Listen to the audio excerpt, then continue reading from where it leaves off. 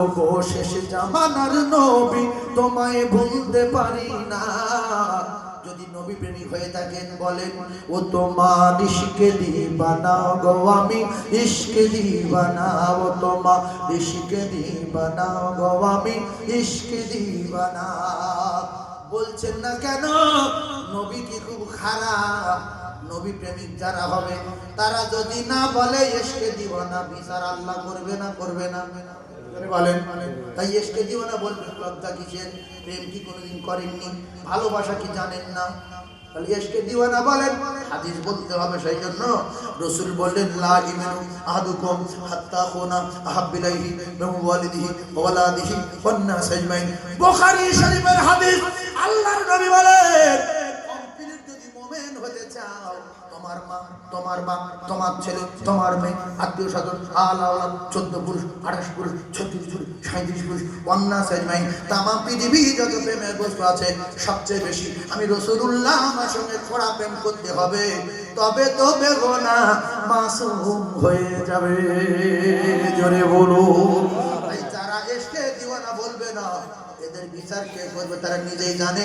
জোরে বলেন ও তোমার ইশকে দিবানা গো আমি ইশকে দিবানা, বলো না ও তোমার ইশকে দিবানা গো আমি ইশকে দিবানা।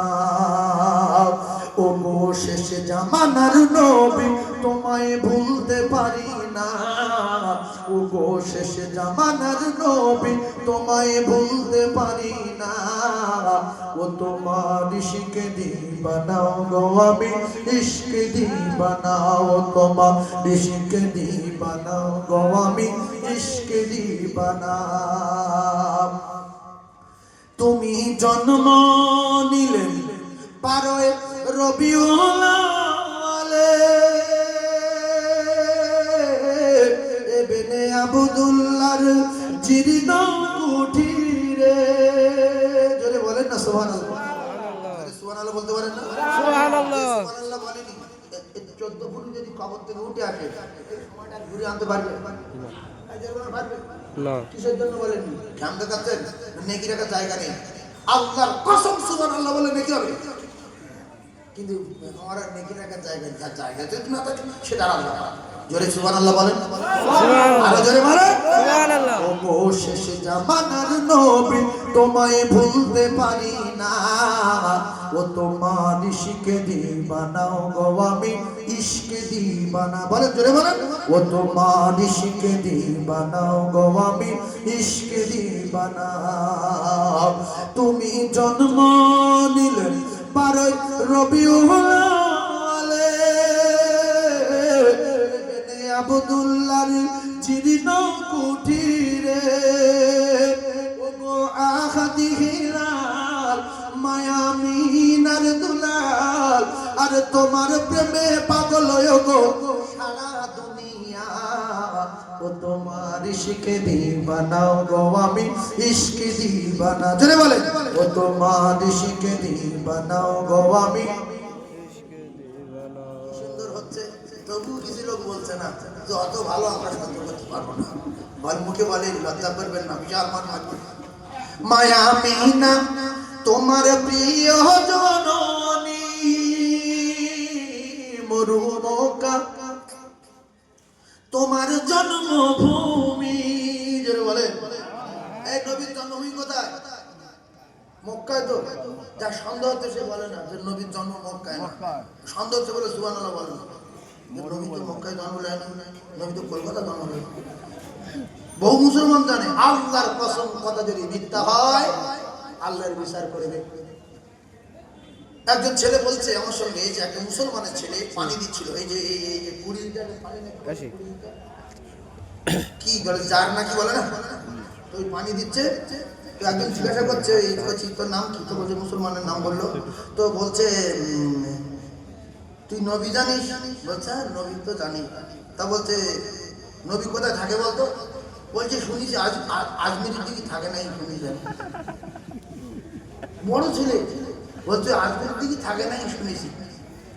এরকম বহু মুসলমান আছে কলেমাটাও সই জানে না। এটা দুঃখ, এটা কষ্ট, এটা ব্যথা। সেই জন্য সুবহানাল্লাহটা বলেন নেকি। নবীর জন্ম ওই মক্কায় শুনেছি করে, মক্কায় তাও আর কি। কারণ নবী আসার পরে কিছু মানুষ খুব বিপদে পড়েছে, পেশাব করে পানি নিতে হচ্ছে, আদানুল মসজিদ যেতে হচ্ছে, মাথায় টুপিতে ভর্তি হচ্ছে। নবী যদি না আসতো, পেশাব করে পানি নিতে হতো না, পায়খানা করে শোষাতে হতো না, আদানুল মসজিদে যেতে হতো না, কোনো ব্যাপার না, আদান বাদান কিচ্ছু হতো না। সারের মতো কিন্তু নবী এসে বেড়াতে পড়ে গেছে। সেই জন্য বহু মুসলমান আজানের পরে মসজিদে যায় না, মাথায় টুপি দেয় না, দাড়ি রাখে না। নবী আসলো কেন, এদের দুঃখ। হায় হায় হায়, নবী এসে আমরা খুশি না বেদা? এই আমরা বলেন, হাত করে বলেন খুশি না বেদা? নারে তাকবীর। তুমি জন্ম নিলে 12ই রবিউল আউয়ালে, ইবনে আব্দুল্লাহর জীর্ণ কুঠিরে। ও গো শাহে মদিনা, তোমার হয় না তুলনা। ও গো শাহে মদিনা, তোমার হয় না তুলনা। আরে তোমার প্রেমে পাগল আমি, আরে তোমার প্রেমে পাগল আমি, তোমায় ভুলতে পারি না। ও তোমার ইশকে দিবানা গো আমি, ইশকে দিবানা।